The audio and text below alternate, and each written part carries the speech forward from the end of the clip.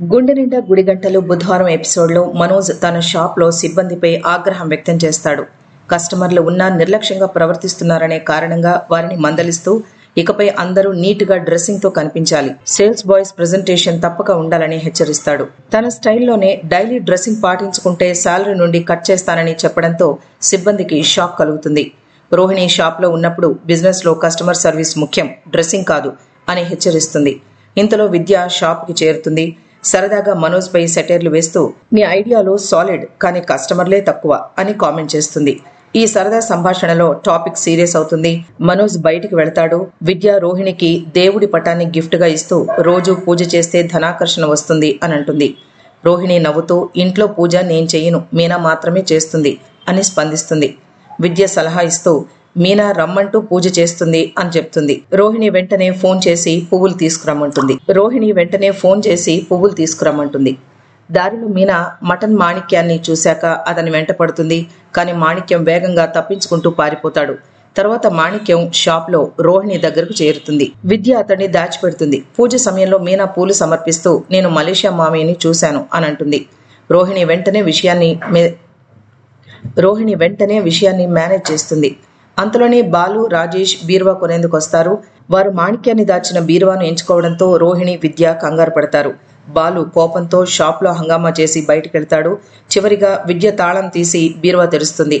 ఉక్కిరిబిక్కిరైన మాణిక్యం రోహిణిని నిలదీస్తూ అబద్ధాలతో కళాకారులను మోసగించడం కరెక్ట్ కాదు అని హెచ్చరిస్తాడు. ఇక మీనా మాణిక్యం గురించి ఆలోచనలో మునిగిపోతుంది. గురువారం ఎపిసోడ్లో ఏం జరిగిందో చూద్దాం. గుండె నిండా గుడిగంటలు సీరియల్లో మరోసారి ఉత్కంఠభరితమైన మలుపు చోటు చేసుకుంది. మేనమామ మాణిక్యం చుట్టూ తిరుగుతున్న రహస్యాలు రోజు రోజుకు ఆసక్తిని రేకెత్తిస్తున్నాయి. మీనా అనుమానంతో బాలుకి కూడా కొత్త సందేహాలు వ్యక్తమవుతాయి. ఆ అనుమానాలు తీర్చే క్రమంలో రోహిణి మరో చిక్కులో పడుతుంది. మేకమామ రాజమండ్రిలోనే ఉన్నాడు. తన కళ్లతో మాణిక్యాన్ని చూసిన మీనా వెంటనే ఆ విషయం బాలుకి చెప్తుంది. మలేషియా మామ దుబాయ్లో లేడు, రాజమండ్రిలోనే తిరుగుతున్నాడు, నన్ను చూసి కావాలని పారిపోయాడు అంటూ మీనా చెప్తుంది. ఆ మాటలు విన్న బాలు కూడా తన పాత అనుమానాలను బయటికి తీస్తూ రోహిణి మొదటి రోజు నుంచే ఏదో దాచిపెడుతోంది. ఆ రోజే మేకమామను ఫుల్లుగా తాగించి నిజం బయటికి తీయాలనుకున్నాను, కానీ వాడు తప్పించుకున్నాడు అని అంటాడు. ఈ మాటలు రోహిణి చెవిలో పడతాయి. వెంటనే ఈ అనుమానాన్ని మరింత పొడిగించాలి అనే ఆలోచనతో కొత్త ప్లాన్ వేస్తుంది. మరుసటి రోజు మలేషియా మామయ్యతో వీడియో కాల్ చేసి ప్రభావతి ఫ్యామిలీతో మాట్లాడతాడు. అండర్ గ్రౌండ్ నుంచి అప్పర్ గ్రౌండ్కి రావడానికి కొంత టైం పట్టింది. ఈ మధ్య బిజినెస్లో బిజీగా ఉన్నాను. కొనడం, కోయడం, స్మాల్ పీస్ బిగ్ పీస్ అని అంటాడు మామయ్య. ఈ మాటలు విన్న వారందరూ షాక్ అవుతారు. వెంటనే రోహిణి సర్దుబాటు చేస్తూ మామయ్య ఫ్రూట్స్ బిజినెస్ చేస్తున్నారు, అందుకే కొనడం కొయ్యడం అని అంటున్నారు అంటూ కవరింగ్ చేయడం మొదలు పెడుతుంది. కానీ రవి మాత్రం వదలడు. అయితే ఆయన ఏ బిజినెస్ చేస్తున్నారో నీకెలా తెలుసు, ఇప్పుడే కదా తొలిసారి ఫోన్ చేశారు అని అడుగుతాడు. దాంతో మాణిక్యం వెంటనే స్పందిస్తూ మా పాపకి ముందే మెసేజ్ పెట్టాను బాబు అని అంటాడు. కానీ రవి మీ మీద కేసు ఉందని అండర్ గ్రౌండ్కి వెళ్ళిపోయారు కదా, ఇప్పుడు ఇలా అప్పర్ గ్రౌండ్కి ఎలా వచ్చారు అని అడుగుతాడు. మాణిక్యం అబద్ధాన్ని నిజం చేయడానికి ప్రయత్నిస్తూ నా మీద వచ్చిన ఆరోపణలు తప్పని నిరూపించుకున్నాను, అందుకే మళ్ళీ బయటకు వచ్చాను, ప్రస్తుతం దుబాయ్లోనే ఉన్నాను అని అంటాడు. దీంతో శృతి వ్యంగ్యంగా అక్కడ అండర్ గ్రౌండ్ ఏమైనా ఉందా అని అడుగుతుంది. ఇంతలో బాలు ఇంట్లోకి వచ్చి అందరూ వీడియో కాల్లో ఉన్నారని గమనిస్తాడు. ప్రభావతి ఫోన్ తీసుకుని మీరు నిజంగానే దుబాయ్లో ఉన్నారా అని అడుగుతుంది. ఇది ఏమైనా గ్రాఫిక్స్ అనుకున్నారా, నిజంగానే దుబాయ్లో ఉన్నాను అని అంటాడు మాణిక్యం. ఆ తర్వాత రోహిణి నాన్న ఎప్పుడొస్తారు అని ప్రశ్నిస్తుంది. నెల రోజుల్లో విడుదల కాబోతున్నాను అని అంటాడు మాణిక్యం. ఆ తర్వాత మనోజ్ మేకమామతో మాట్లాడతాడు. మేం బిజినెస్ 3 ముక్కలు 6 ఎముకలు సాగిపోవాలి అంటూ మేక భాషలో శుభాకాంక్షలు చెప్తాడు. పైగా మరో 5 లక్షలు పంపిస్తానని మామ చెప్తాడు. అది విని ప్రభావతి, మనోజ్ ఇద్దరు ఆనందంతో గంతేస్తారు. ఇక మేకమామ అది చూసి బాలుకు అనుమానం వస్తుంది. వెంటనే బాలు ఫోన్ తీసుకుని ఇంతకీ మీరు ఎక్కడున్నారు మేకమామ అని అడుగుతాడు. నా బ్యాక్గ్రౌండ్లో కనిపించడం లేదా అని మాణిక్యం అహంకారంగా బదులిస్తాడు. మీ ఫ్రంట్ గ్రౌండ్లో మాత్రం పెద్ద పొట్ట మాత్రమే కనిపిస్తోంది అని అంటాడు బాలు జోక్ చేస్తూ. బాలు మరింత క్లారిటీ కోసం ఏ సిటీలో ఉన్నారు అని అడుగుతాడు. సిటీ పేరు ఉర్దూలో ఉంటుంది, మీకు అర్థం కాదు అని అంటాడు మామ డొంక తిరుగుడు సమాధానంగా. లైవ్ లొకేషన్ పంపండి అని బాలు డిమాండ్ చేయగానే ఇక్కడ సిగ్నల్స్ కరెక్ట్గా లేవు అంటూ కాల్ కట్ చేస్తాడు మాణిక్యం మరో 5 లక్షలు పంపిస్తాను అని చెప్పగానే ప్రభావతి ఆనందం ఆకాశాన్ని అంటుతుంది. నీ అత్తగారు ఎప్పుడైనా నీకు డబ్బు పంపించారా అంటూ బాలుని తిట్టిపోస్తుంది. దాంతో బాలు రియాక్ట్ అవుతూ నాకు గుళ్ళు ముందు లేదా అత్తగారి ఇంటి ముందు అడుక్కునే అలవాటు లేదు, నా కాళ్ళ మీద నేను నిలబడి సంపాదిస్తా, అని గర్వంగా చెప్తాడు. తండ్రి సత్యం కూడా వత్తాసు పలుకుతాడు. దాంతో ప్రభావతి ముఖం ఒక్కసారిగా మాడిపోతుంది. మీనా తన రూమ్లోకి వెళ్ళి, నేను తప్పుగా అర్థం చేసుకున్నాను. వాడు దుబాయ్లో ఉంటే నేను రాజమండ్రిలో చూశానని అనుకోవడం పొరపాటే అని అంటుంది.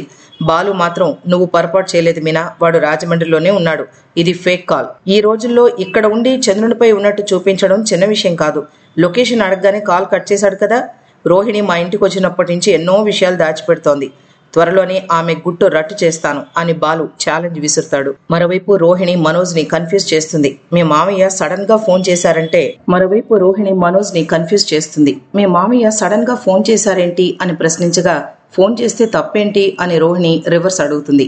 మనోజ్ మాత్రం అనుమానంతో, ఆయనకు మన బిజినెస్ విషయం ఎవరు చెప్పారు అని అడుగుతాడు. నేనే చెప్పాను అని ధైర్యంగా చెప్తుంది రోహిణి. 5 లక్షలు వస్తున్నాయని చెప్తున్నాడు అనగానే మనోజ్ మళ్లీ కలల లోకానికి వెళ్ళిపోతాడు.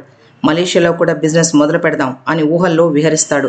దాంతో రోహిణి వ్యంగ్యంగా, ముందు షాపును ఓపెన్ చేయడం నేర్చుకో, బిజినెస్ డ్రీమ్స్ ఆపుకో అని షాక్ ఇస్తుంది. తర్వాత రోహిణి విద్యను కలిసి ప్లాన్ సక్సెస్ అయిందని చెప్తుంది. ఇక ఎవరికి మాణిక్యం మీద డౌట్ రాదు అంటుంది. అయితే మాణిక్యం మాత్రం ఎంత మేత పెట్టి పెంచుకున్న మేకైనా బిర్యానీ కోసం కొట్టాల్సిందే. ఒక అబద్ధం కవర్ చేయడానికి మరో అబద్ధం చెప్తే ఎప్పటికో ఒక రోజుకి దొరికిపోతాం అని హెచ్చరిస్తాడు. దాంతో విద్య, అది నిజమే రోహిణి, ఎన్ని రోజులు ఇలా దాచిపెడతావు అని అంటుంది. రోహిణి, మనోజ్ నా కంట్రోల్లో పూర్తిగా వచ్చే వరకు ఇలాగే మేనేజ్ చేయాలి. తర్వాత పిల్లలు పుడితే ఇక నా మాటే చెల్లుబాటు అవుతుంది అని పథకం చెప్తుంది. ఇదిలా ఉండగా మరోవైపు శృతి రవికి వీడియో చూపించి నన్ను కూడా ఎత్తుకొని తిప్పు అని అంటుంది. రవి తప్పించుకునే ప్రయత్నం చేస్తాడు. నువ్వు నన్ను ప్రేమించడం లేదనుకుంటా అంటూ ఎమోషనల్ డైలాగ్ వేస్తుంది శృతి. దాంతో రవి కూడా ఎత్తుకొని హాల్లో తిప్పుతాడు. ఇంతలో బాలు, మీనా హాల్లోకి వచ్చి చూసి, కాలికి దెబ్బ తగిలిందా అని అడుగుతారు. లేదన్నయ్య, ప్రేమ చూపించాలంటే ఇలా ఎత్తుకొని 3 రౌండ్లు వేయాలి అని అంటాడు రవి. 3 రౌండ్లేంటి, నేనైతే 30 రౌండ్లు కూడా వేస్తాను అంటూ బాలు మీనాను ఎత్తుకొని గిరగిరా తిప్పుతాడు. ఇద్దరిని చూసి మనోజ్, రోహిణి కూడా అదే రీతిగా ఫాలో అవుతారు.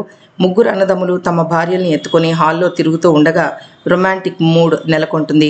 ఈ సన్నివేశం మధ్యలో ప్రభావతి, సత్యం ఇంటికి చేరుకుంటారు. ఇది ఇల్లు అనుకున్నారా, బెడ్రూమ్ అనుకున్నారా, ఇలా చేయడానికి సిగ్గులేదా అని ప్రభావతి మీనాపై మండిపడుతుంది.